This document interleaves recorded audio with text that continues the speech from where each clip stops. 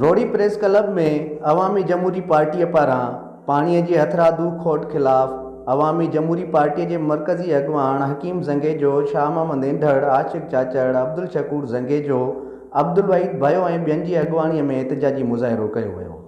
इन मौक़े ते ख़िताब कंदे अगवाननि चयो त सिंध में एक साज़िश तहत पानी की हथरादू खोट पैदा कई पई वञे त जीअं सिंध की मुआशी हालत तबाह थी सघे ऐं सिंध जूं ख़ुशहाल ज़रई ज़मीनूं बंजर बणिजी वञनि।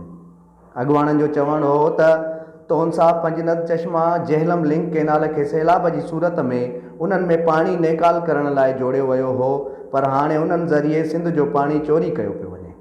तोनसा पंजनद चश्मा जेहलम लिंक केनाल गैर कानूनी ऐं पानी चोरी कंदड़ दाड़ियल दरिया आहिनि। इन करे उन्हनि खे बंदि करे सिंध खे पानी ॾिनो वञे त जीअं सिंध जूं ज़रई ज़मीनूं आबाद थी सघनि।